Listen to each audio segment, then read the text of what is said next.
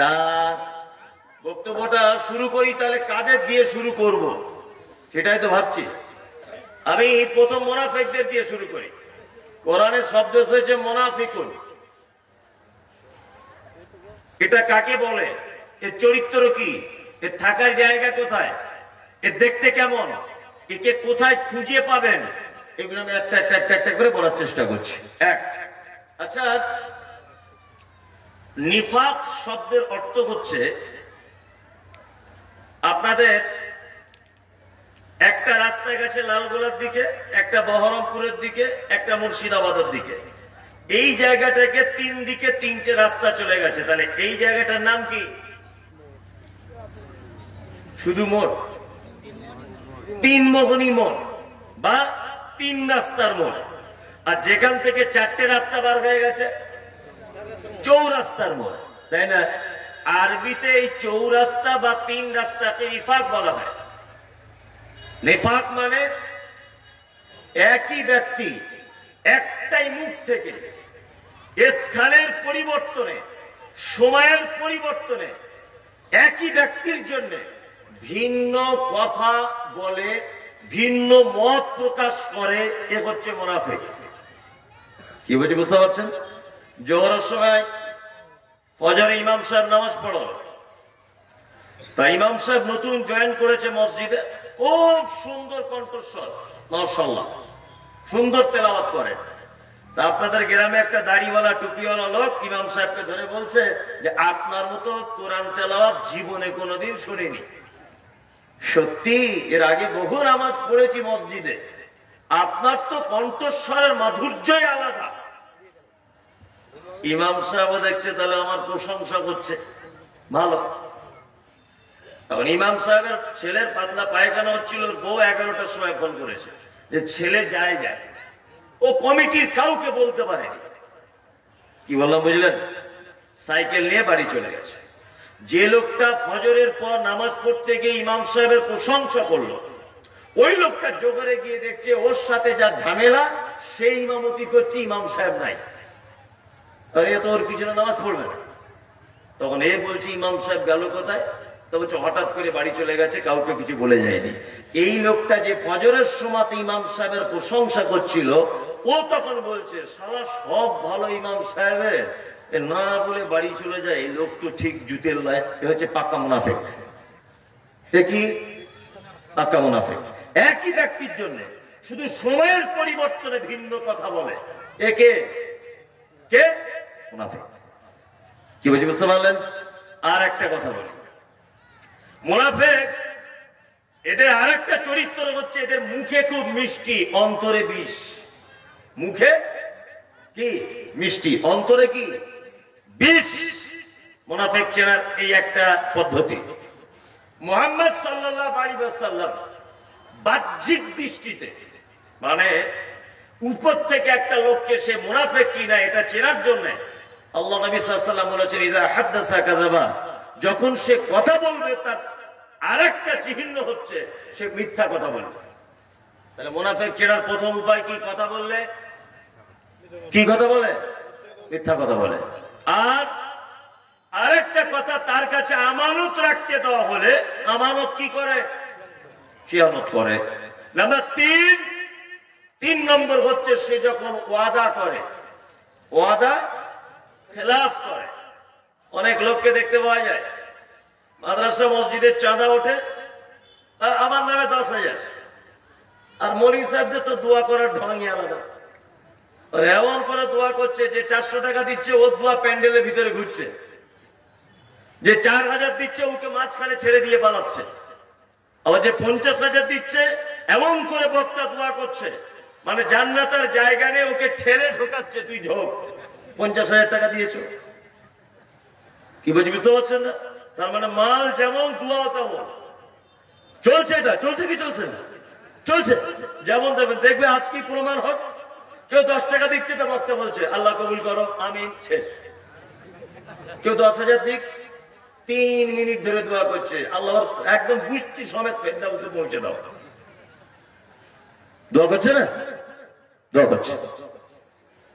মাদ্রাসায় মসজিদে 10,000 টাকা লিখিয়ে দিয়েছে লিখিয়ে দিয়ে কমিটির লোক তার বাড়িতে গিয়ে গিয়ে গিয়ে গিয়ে 4 জোড়া জুতো ছিঁড়ে গেছে, টাকা আদায় করতে পারছে না। এরকম লোক মুর্শিদাবাদে নেই?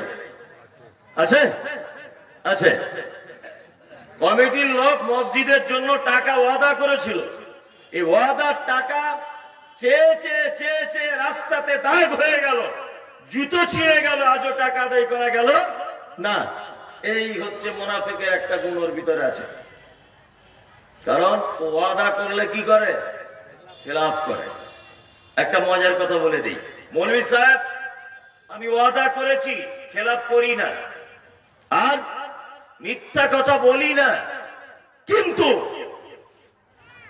ঝগড়া যখন হয় হালকা একটু গালিগালাজ করি। আল্লাহ রাসূল বলছেন ওটাও মুনাফিকের গুণ। মুনাফিকের টোটাল 4টে গুণ। কটা? 4টা। এক, কথা বললে মিথ্যা বলে। ওয়াইজা তুমিনা খানা, আমানত রাখতে দিলে আমানতের খিয়ানত করে। ওয়াইজা ওয়াদা খলাফা, ওয়াদা করলে খেলাফ করে। আর 4, ঝগড়া হলে, মারামারি হলে, প্রতিবেশীর সঙ্গে অশান্তি হলে কি করে? গালাগালিজ করে। এগুলো তো আমাদের কমন ব্যাপার, মুখে লেগেই আছে অটোমেটিক, তাই না? আচ্ছা, এইবার একটা মজার কথা বলে দিই, আমি গালাগালি করি না, আমি ওয়াদা খেলাপ করি না, আমি ওয়াদা খেলাপ করি না, কিন্তু কথা বললে লোকটা মাঝে সাঝে মিথ্যা কথা বলে, ও কি মুনাফিক? ও কি মুনাফিক হবে? 4টে গুণের ভিতরে 3টোর ভিতরে নেই, একটা আছে। ও কি মুনাফিক হবে? ছোটবেলাতে আমাদের পাড়ার মা চাচিরা পাশাতে ফোঁড়া হলে, পিঠে ফোঁড়া হলে 3-4 জন যায় যায় মিলিয়ে বাচ্চা ছেলেটা হাত পা ধরে ফোঁড়া টিপে বার করে, ফোঁড়ার ভিতরে দেখবেন একটা দানা মতো থাকে, থাকে না? ওইটা টিপে বার করে দিত। আর মা চাচিরা বলতো এই দানা যতক্ষণ না বার হবে এই পাছার ফোঁড়া আবার গিয়ে ঘাড়ে উঠবে, বলতো, বলতো না?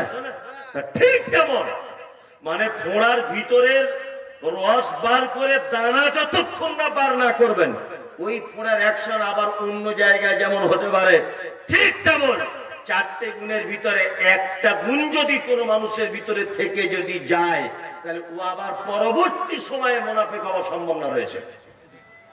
তার মানে একেবারে পোকা বার করে কেরোসিন দিয়ে মেরে তবে ঠিক করতে হবে, তাছাড়া ও মুনাফিক হওয়ার সম্ভাবনা কি আছে?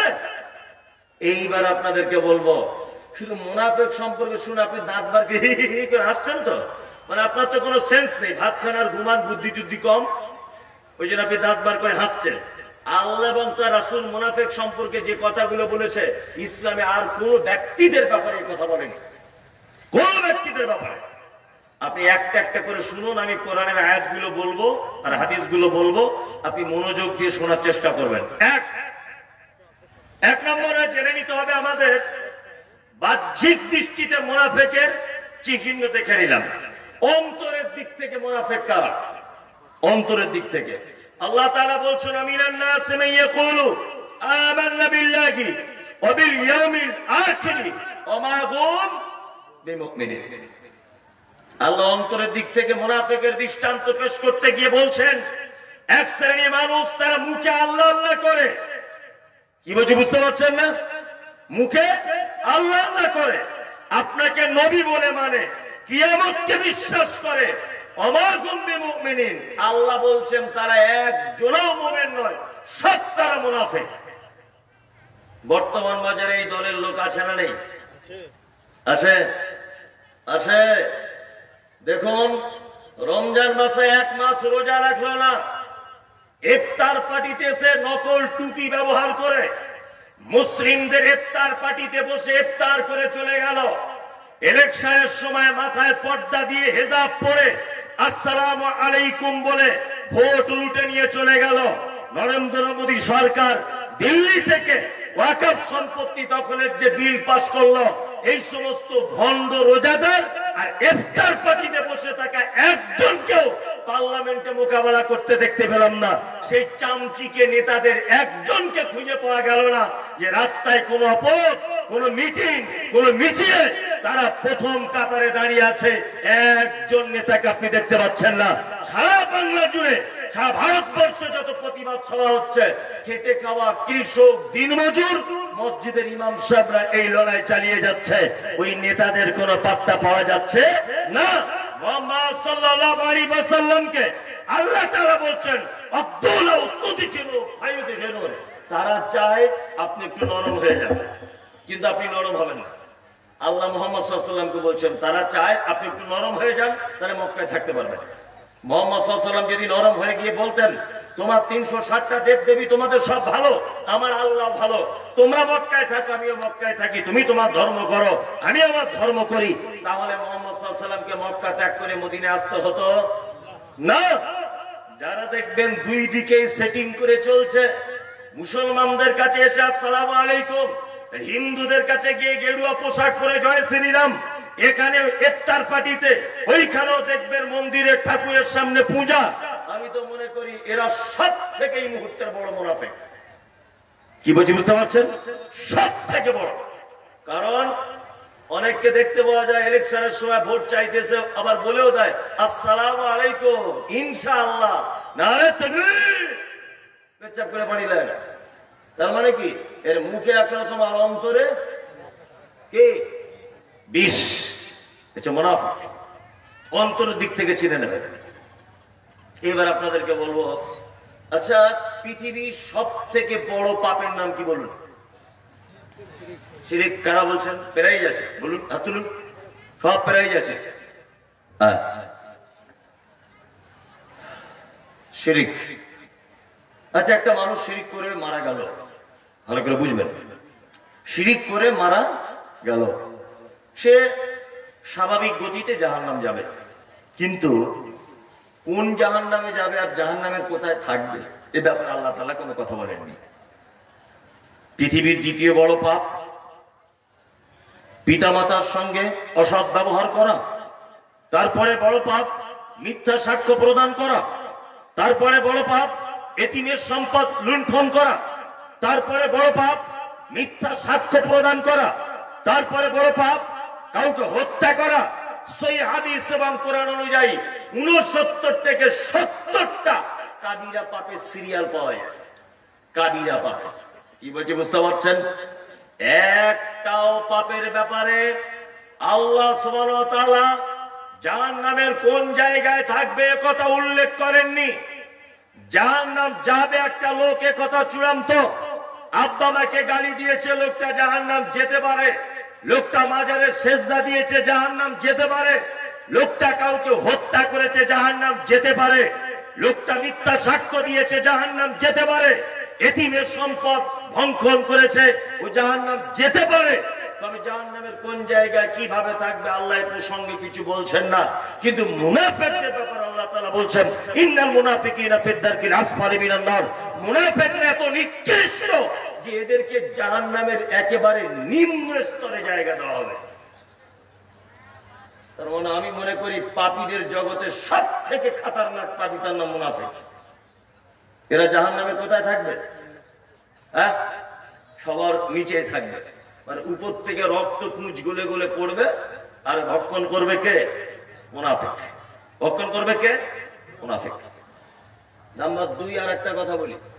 আচ্ছা একটা লোক মারা গেল, লোকটা নামাজ পড়তো না, ভালো করে বুঝবেন। লোকটা কি নামাজ পড়তো না? আচ্ছা এখন এই লোকটা মারা গেল, আচ্ছা বলুন তো জানাজা পড়া যাবে কি যাবে না? বলুন, যাবে? যাবে না। কিন্তু কেউ পড়তে পারে, যাবে না এ কথা আমি বলবো না। কেউ পড়লে পড়তে পারে। কি বলছি বুঝতে পারছেন? সারা বাংলার একজন বিখ্যাত আলেম রয়েছেন, ফাজিলাতুল শাইখ জনাব আব্দুল হামিদ ফাইজি আল মাদানী। আপনারা হয়তো নাম শুনেন, আব্দুল হামিদ আল মাদানী।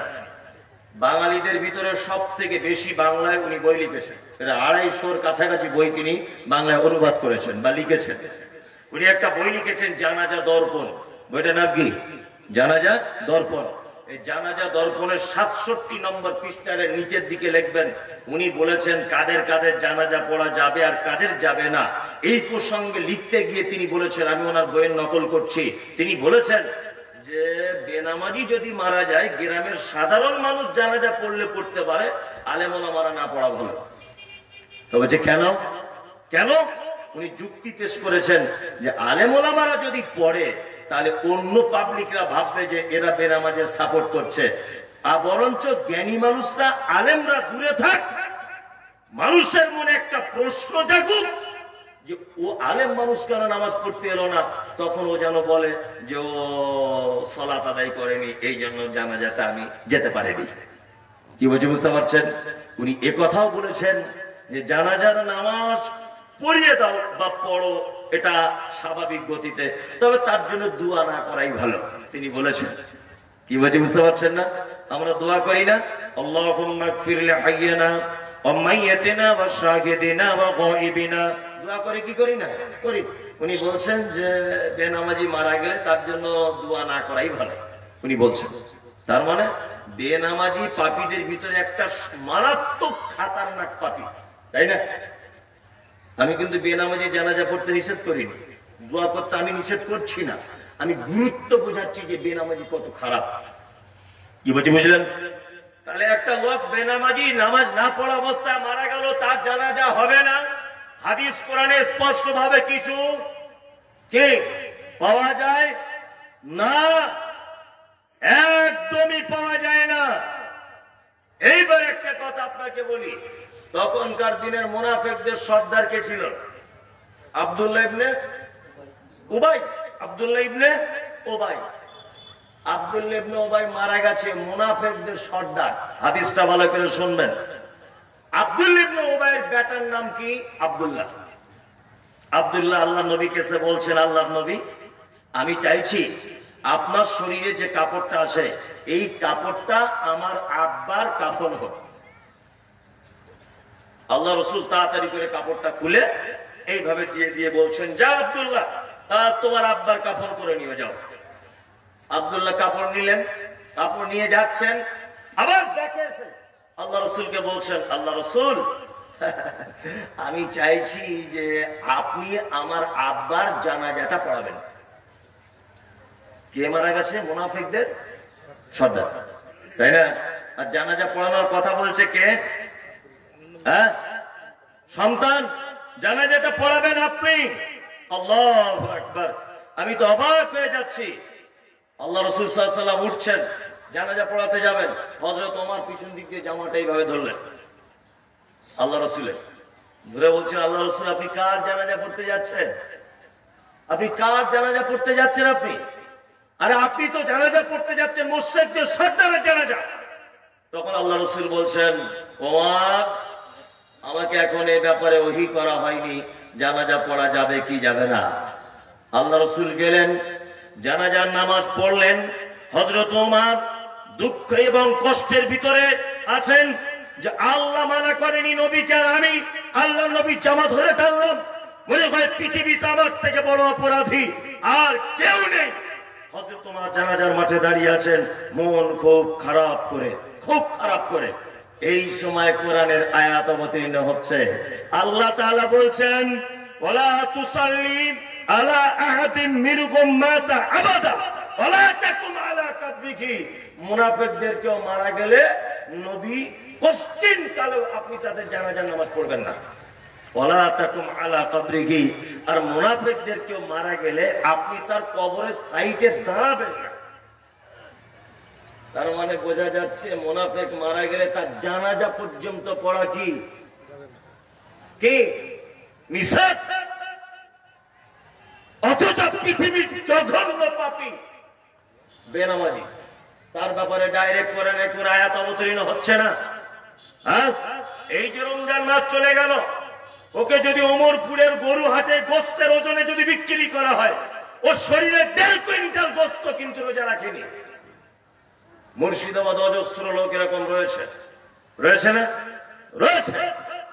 এই পাপী কিন্তু এ রোজা না রাখার অবস্থায় যদি মারা যায়, এর জানাজা পড়া যাবে না, এ কথা হাদিস কোরআনে কোথাও স্পষ্ট ভাবে নেই। কিন্তু আল্লাহ তাআলা বলছেন, আলা তুসাল্লি আলা আহাদিন মিনকুম মাতা আবাদা। মুনাফিকদের ভিতরে যদি কেউ মারা যায়, আপনি তার জানাজার নামাজ পড়তে পারবেন না। ওয়ালা তাকুম আলা কাবরিহি, আর আপনি তাদের কবরের সাইটে পর্যন্ত দাঁড়াতে পারবেন না। কি বুঝলেন মুনাফিক কত খতরনাক বুঝতে পারছেন? এইবার আর একটা বলি মুনাফিক কত খতরনাক। আচ্ছা আমি সুদ খেয়ে সারা জীবন সুদ খেলাম, সুদ খেয়ে মারা গেলাম, তা আপনি আমার ভাই, তা আপনি আমার জন্য দোয়া করতে পারেন কি পারেন না যে আল্লাহ আমার ভাইকে ক্ষমা করে দাও? এই দোয়া করার রাইট আছে না নেই? আছে, আছে। আপনি বড় গুনাহগার, বড় পাপী, তা আপনি আপনার ভাই আমি, তা আপনি মারা যাবার পরে আমি দোয়া করতে পারি কি পারি না? পারি, পারি। পৃথিবীর যে কোনো পাপীর জন্য আপনি দোয়া করতে পারেন, একটা পাপীর জন্য আপনি দোয়া করতে পারবেন না। কোন সে পাপী? আল্লাহ বলছেন ইস্তাগফির। মুহাম্মদ সাল্লাল্লাহু আলাইহি ওয়াসাল্লামকে বলছেন ইস্তাগফির, আপনি ক্ষমা প্রার্থনা করেন। আওলা তাস্তাগফির, ক্ষমা প্রার্থনা নাই বা করেন।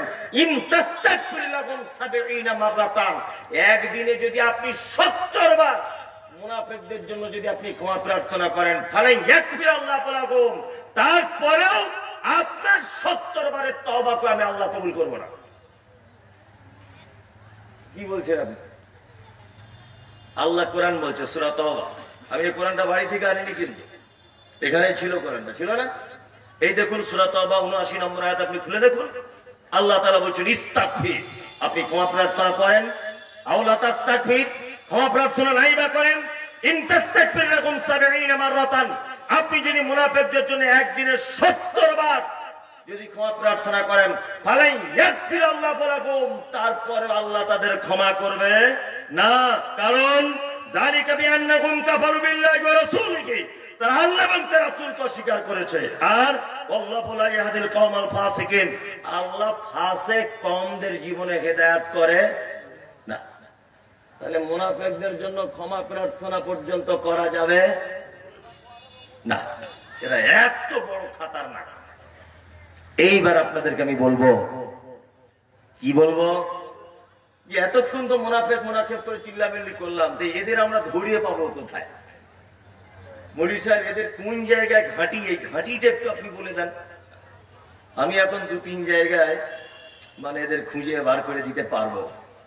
যদি বলছেন কেমন, দেখবেন আপনি সিনেমা দেখতে যান, জঙ্গিপুর সিনেমা হলে, বহরমপুরে যান, দেখবেন সবাই সিনেমা দেখছে, সবাই নিজেকে নিয়ে ব্যস্ত। আপনি আলু পটল পেঁয়াজ কিনতে যান বাজারে, বাজারে যান, সবাই বলছে বেগুন কত, টমেটো কত, পটল কত, উচ্ছে কত, ঝিঙে কত দাম হচ্ছে। ওখানে মুনাফিক দেখতে পাবেন না। কি বলছি বুঝতে পারছেন? আপনি গরু কিনতে যান, ওখানে মুনাফিক নেই। এখন মুনাফিক সব থেকে বড় বড় জায়গাগুলো দখল করেছে। কি বলছি বুঝলেন? আচ্ছা বলুন তো, ফরজ নামাজ মসজিদে পড়া উত্তম না বাড়িতে পড়া উত্তম? বলুন। মসজিদে। আসসালামু আলাইকুম ওয়া রাহমাতুল্লাহ, আসসালামু আলাইকুম ওয়া রাহমাতুল্লাহ, আস্তাগফিরুল্লাহ আস্তাগফিরুল্লাহ, আল্লাহু আকবার, আল্লাহুম্মা আনতাস সালাম ওয়া মিনকাস সালাম, তাবারাকতা ইয়া যাল জালালি ওয়াল ইকরাম। যত জিকির আছে সমস্ত জিকির, দোয়া, দরুদ, তাসবিহ, তাহলিল সব করুন। বাকি সুন্নাত গুলো কোথায় পড়া উত্তম? বাড়িতে। এই আমি বলছি, হযরত মুহাম্মদ সাল্লাল্লাহু আলাইহি ওয়াসাল্লাম বোকা মানুষ ছিলেন না শিক্ষিত মানুষ ছিলেন? শিক্ষিত মানুষ। তিনি বলেছেন ফরজ নামাজটা মসজিদে পড়ে আর 1 মিনিট দেরি করবে না, বাড়ি চলে এসো। বাড়িতে এসে কি করো? বাড়িতে তোমার ঘরগুলোকে কবরস্থানে পরিণত করো না, বাড়িতে বাকি সুন্নত নফলগুলো বাড়িতে পড়ো। কারণ এই কথা বললেন, তার মানে আল্লাহর নবী তিনিও জানেন যে এদের যদি মসজিদে বসার সুযোগ দেওয়া হয় তা মসজিদে মুনাফিকি কথাবার্তায় গড়িয়ে ফেলবে। আজকে দেখুন সারা বাংলা, সারা ভারতবর্ষের মসজিদে নামাজ শেষ, পা গুলো ফাঁক করে চাচা বসে আছে, বলছে ওরে অমুকের বউ যায় কোথায়? আর একজন বলছে জানিস না? বলছে কি? বলছে মনে হয় কোথাও কট লাইন করেছে। ওর বউ কট লাইন করেছে, তোমার বাপ দেখতে গিয়েছিল? বদমাইশ কথা করে বুড়ো বয়সে চালাকি জায়গা বলো না। আল্লাহর ঘরের পাকা চালিয়ে পা ফাঁক করে বসে আছে মসজিদের ভিতরে, 4 জন বুড়ো নামাজ শেষে 1.5 ঘন্টা পর পর্যন্ত গল্প করছে। আর গল্প তো শুধু এমনি নয়, ওর বউ কি করেছে, ওর বেটা কি করেছে, ইমাম সাহেব কি করে, ওর বোর চড়ে কি করে, ওর মেয়ে কোথায় লাইন মারে, ওর ছেলে কার সাথে নিয়ে পালিয়েছে, এই গল্প। ও 2তলা বাড়ি করলো কি করে, ও ব্যবসায় উন্নতি হলো কি করে, ও 2তলা বাড়ি করেছে। আর একজন বলছে 4 লাখ টাকা ঝেড়ে এনেছে কলকাতা থেকে। তোমার বাপ দেখতে গিয়েছিল, ঝেড়ে এনেছে? আর বুড়ো বয়সে কবরে যাবার টাইম হয়ে গেল, তোমার এখনো ফাজলামু বন্ধ হলো না। ওই বউ কোথায় যায় তোমার এক জমা খোঁজ দেবে কেন? তুমি কেন মসজিদে বসে এই গীবত পরনিন্দা মুনাফিকি করবে? করছে কি করছে না? কথা বাস্তব বলছি না অবাস্তব? ইমাম সাহেব ভাইরা যা আছেন আর কমিটিতে যারা আছেন, ফরজ নামাজের পরে একটা লোক যেন মসজিদে বসতে না পারে, পাটা সব বন্ধ করে দেবে। চালাকির জায়গা পাও না। বসে আছে তো বাবা ঠিক আছে, একটু কোরআন তেলাওয়াত করুক, হ্যাঁ কোরআন তেলাওয়াত করুক, বসে বসে একটু তসবিহ করুক, বেশি করে 2 রাকাত নফল নামাজ পড়ুক, তাই না? কিছুই না। ওর বউ কি করে, ওর বেটা কি করে, ও কি কোন পার্টি করে, ওর জমিও দখল করে নিয়েছে না, মসজিদে বসেই কথা। হযরত ওমরের জামানা যদি হতো না, তোমাদের পাছার চামড়া তুলে দিত। হযরত ওমরের জামানা যদি হতো, এটা ফরজ নামাজ হবে, ইমাম সালাম ফিরিয়ে দিবে, যতটা দোয়া দরুদ জানেন পড়বেন, চট জলদি বাড়ি চলে আসবেন ইনশাআল্লাহ। ইনশাআল্লাহ একদম মসজিদে বেশিক্ষণ থাকবেন না। যদি বলছেন মসজিদে থাকবো না, তার কোথায় থাকবো? থাকার পদ্ধতি বলে দিলাম, বসে বসে কোরআন তেলাওয়াত করুন, তাসবিহ করুন, কিচ্ছু জানেন না, সুবহানাল্লাহ, আল্লাহু আকবার, আলহামদুলিল্লাহ, আস্তাগফিরুল্লাহ, লা ইলাহা ইল্লাল্লাহ ইত্যাদি পড়ুন। কি বলছি বুঝতে পারছেন? এই সব বেলাতে নাই। আমি নিজে চোখে দেখে এসেছি, ওই লোক আমার সঙ্গে হজে গিয়েছিল আপনাদের গ্রামে, ও জানে আমাদের ট্রাভেলস থেকে, উনি আমার সঙ্গে কিছুদিন আগে গিয়েছিলেন। আবার আজকেও আমাদের লোক গেছে প্রায় 40 জন মতো মক্কাতে, আবার কুরবানির পরে যাবো ইনশাআল্লাহ। যাই হোক, তা উনি ভালো প্রমাণ করতে পারবেন। এই গ্রামের আমার এখানে এসে দেখা হলো, মদিনা মসজিদে নববীতে যেখানে আল্লাহ নবী সাল্লাল্লাহু আলাইহি ওয়াসাল্লাম শুয়ে রয়েছেন, এই সমস্ত মসজিদগুলোতে আমি নিজে চোখে দেখে এসেছি যে নামাজ শেষ হচ্ছে, আর মসজিদের আপনাদের এখানে বিশাল মসজিদ, 4টে আপনাদের কলম দেওয়া আছে, তাই না? এই কলমগুলোর গোড়াতে কোরআন রাখার ব্যবস্থা আছে। কোরআন রাখা মদিনা মসজিদে। হাজী সাহেব আছেন কেউ? আছেন? এখানে আছে। আপনি তো তাহলে দেখেছেন, আলহামদুলিল্লাহ। উনিও দেখে এসেছেন, কোরআন রাখা আছে না? একটা খাম্বাতে মিনিমাম 100 করে কোরআন রাখা আছে। আর সৌদির মানুষদেরকে দেখতে পাচ্ছি নামাজ পড়ে ওই এক রকমের জায় নামাজ পাওয়া যায়, হারাম দিয়ে বসা, বসে বসে জমজমের পানি আর খাজুর খাচ্ছে আর কোরআন তেলাওয়াত করছে। কোরআন তেলাওয়াত। আমাদের বাচ্চারা কি করে? আমাদের বাচ্চারা টাইম পেলে মোবাইলে গেম আর ফ্রি ফায়ার খেলছে, গেছে না? আর সৌদির বাচ্চারা কি করছে? আল্লাহু আকবার, কোরআন তেলাওয়াত করছে। শুধু এই নয়, আবুধাবি ইমিগ্রেশনে রাত্রি 2টোর সময় নেমেছি এয়ারপোর্টে, তা পাসপোর্ট চেক করছে ইমিগ্রেশনে। একজন মহিলা অন ডিউটিতে আছেন, মহিলা বোরকা পরে আছেন, হাতে পর্দা করা, এগুলো সব ঢাকা আছে, পায়ে মোজা পরা, তার চোখ দুটো শুধু দেখা যাচ্ছে টিপ টিপ টিপ টিপ করছে। পাসপোর্টটা দিচ্ছি, ও দেখছি সূরা রহমান তেলাওয়াত করছে রাত 2টোর সময়। সৌদির পার্কে বেড়াতে যাই, যখনই যাই পার্কে বেড়াতে যাচ্ছি, ওখানে তো একটা লোকের 2-3টে করে বউ, আর কি স্ত্রী 2-3 জন, 4 জন, কারণ স্বামী বসে আছে, 4 জন 4টে বউ বসে আছে, 6টা-7টা বাচ্চা কাচ্চা, তারা পার্কে খেলাধুলো করছে, বাচ্চাগুলো একদম স্বামী স্ত্রী সবাই বসে বসে কোরআন তেলাওয়াত করছে। আমি বুঝতে পেরেছি মক্কা মদিনাতে এত বরকত, এত রহমত কেন? 2টো জিনিসে, 2টো মাত্র কারণ।